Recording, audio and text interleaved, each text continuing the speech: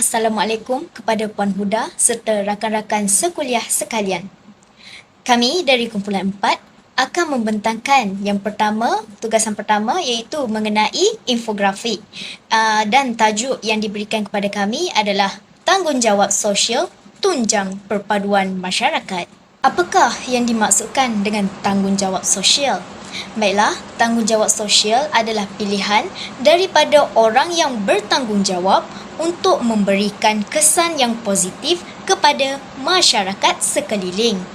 Perpaduan sesebuah masyarakat pula adalah proses yang menyatupadukan tiap-tiap anggota masyarakat supaya dapat membentuk sebuah identiti dan nilai bersama serta satu perasaan kebangsaan antara satu sama lain.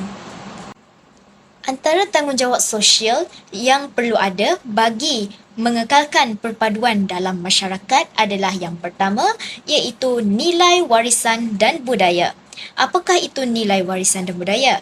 Baiklah, nilai warisan dan budaya ini adalah tentang menghargai dan memelihara warisan dan budaya yang ada dalam masyarakat sebagai tanggungjawab sosial kita bersama. Ini melibatkan memahami, menghormati dan mempromosikan nilai-nilai tradisi dan mempraktikkan apa yang diwarisi dari generasi sebelumnya. Nilai warisan dan budaya meliputi upaya untuk melestarikan bahasa, seni, tarian, muzik, pakaian tradisional, seni bina serta ritual dan perayaan keagamaan atau kebudayaan yang beragam. Selain itu, hal ini juga mencakupi pengetahuan dan penghargaan terhadap sejarah, cerita rakyat, legenda dan kepercayaan masyarakat. Dengan menghargai dan mempromosikan warisan dan budaya kita dapat memperkayakan perpaduan dalam masyarakat dan membangunkan identiti yang kuat dan beragam. Selain itu, sekolah wawasan menjadi tunjang utama perpaduan masyarakat. Sekolah wawasan adalah sekolah rendah yang berkonsepkan belajar bersama-sama dalam satu kawasan yang sama tanpa mengira kaum ataupun agama.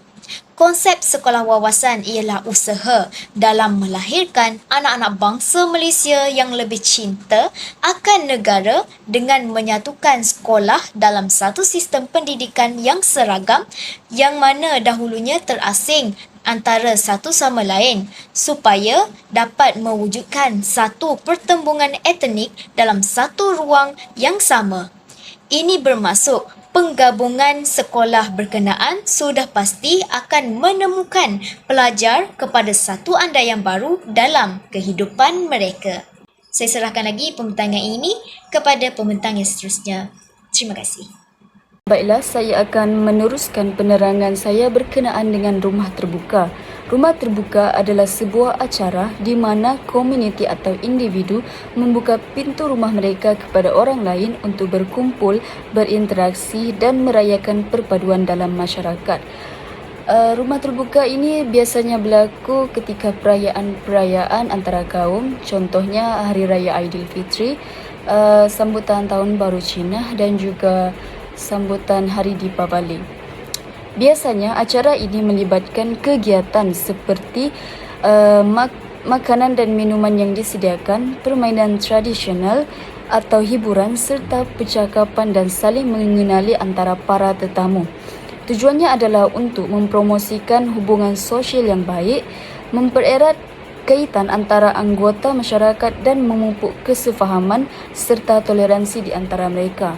Baiklah, untuk yang terakhir adalah PLKN. PLKN ini adalah program yang dikenali sebagai Program Latihan Khidmat Negara.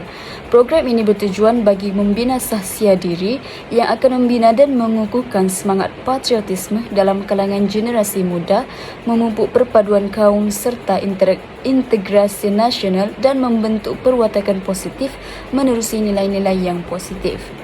Sebagai akhir kata, kita dapat simpulkan bahawa secara ringkasnya, tanggungjawab sosial amat penting bagi sesebuah perpaduan. Hal ini kerana ianya merupakan salah satu asbab asbab mengapa sesebuah masyarakat itu dapat hidup dalam suasana yang tenang dan harmoni. Itu saja daripada kumpulan kami, iaitu kumpulan 4. Sekian dan terima kasih.